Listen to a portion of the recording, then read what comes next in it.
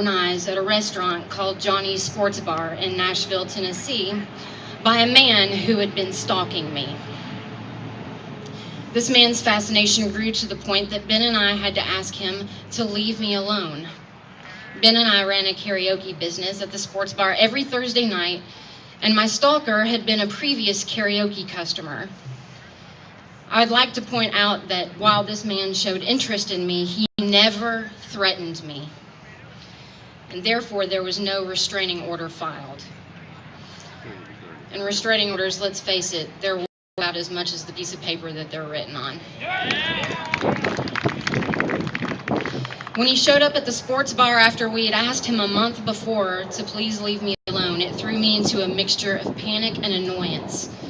I told Ben I didn't feel comfortable with that man being in our presence, and Ben said he agreed that I should have him removed by management.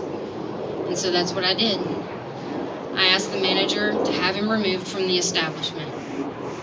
Something told me not to get involved and just stay where I was. I was about 15 to 20 feet away from Ben, on the opposite side of the room, where I could see what was going on, but my stalker could not see me.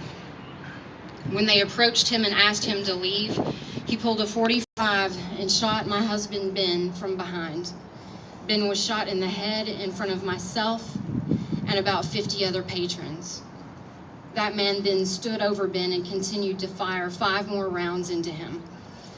After that man basically unloaded his weapon into my husband, he very calmly put the gun back inside his jacket and started to walk out of the restaurant. There just happened to be a United States Marine in the crowd. Thank God. And when he saw the opportunity, this brave man tackled Ben's killer. Other men formed a pyramid on top of him, and they got the gun out of his jacket and held him until the police came. This seemed like forever, by the way. I relive that moment over and over again just about every day. I wish I could go back that night and change things.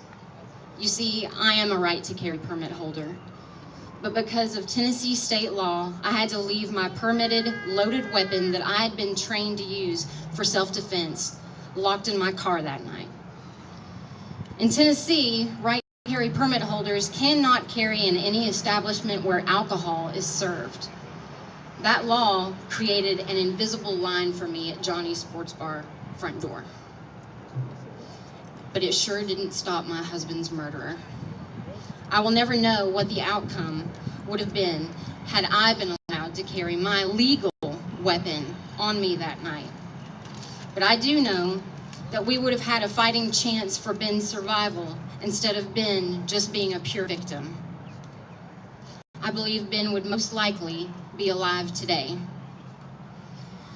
I married my best friend.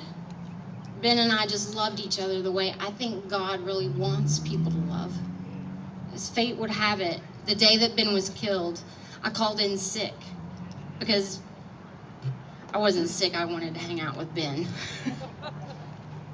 Something just came over me that morning that I couldn't shake, and I didn't understand it at the time. I just wanted to be with my husband. So I spent all day with him on what would end up being his last day on earth. I can honestly say that Ben and I were both undoubtedly madly in love with one another. I want to share with you a glimpse into Ben's heart and soul. You see, in order to really understand my sense of loss, you would have to know the sweetheart of a guy that I was lucky enough to be married to. My husband, Ben, used to write the most heartfelt, sincere, and beautiful love notes. He would always use a pen, he'd never mess up, and he never skipped a beat. I want to share with you the last love letter that Ben wrote me. My husband gave it to me just 3 weeks before he was murdered. Nick, this card says it all, so I guess there's nothing more to say. And then, of course, you open the card up. Just kidding. I love you so much, and even though I've been laid off, I feel like it's going to be okay because we have such a wonderful marriage and we think so much alike that I know together we will work hard and always put each other first, so we will always have happiness. To me, loving you is a pleasure. I look forward to seeing you smile. I love when the phone rings and it's you. I love waking up with you. I just love being with you. Like the card said, life doesn't get any better than this, and it's true.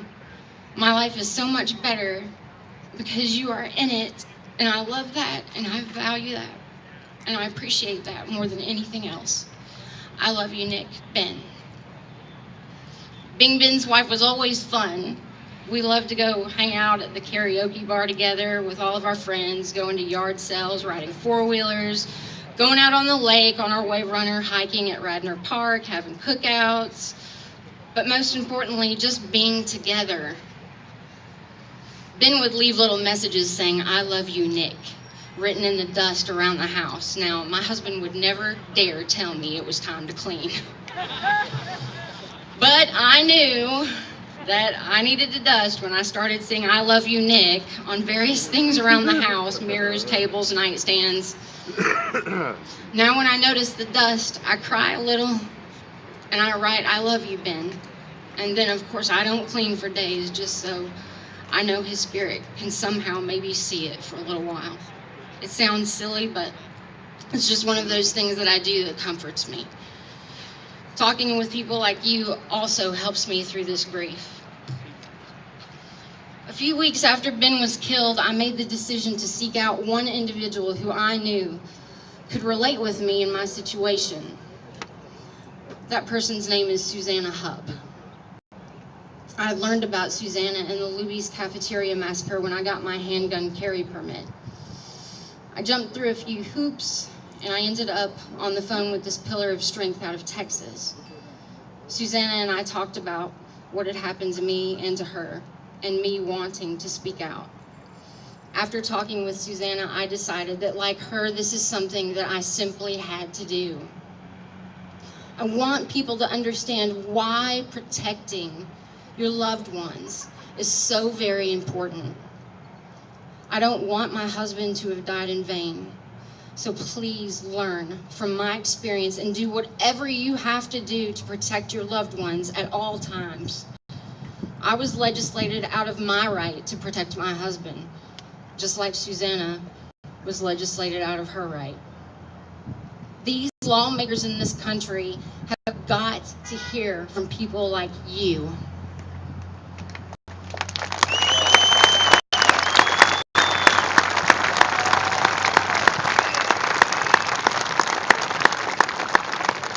Please don't let someone you love be a pure victim like Ben and I were, because some lawmaker in a fancy suit on Capitol Hill, who is far removed from reality, decided that guns cause crime.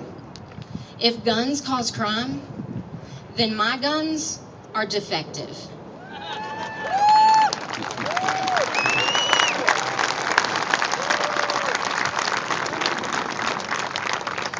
I don't blame the gun. I blame the person behind the gun. A gun cannot pull its own trigger. The guilt I carry with me every day for not being able to save Ben is corrosive to one's spirit. The flashbacks are horrible. They happen in the car, shower, work, at sporting events, parties. There is no escaping it. Only my close friends see that even when I act normal, they can tell there's a difference in me, and they know what I'm thinking about. There's a certain look I get in my eye, and they're like, "Nikki, stop it. Stop thinking about it."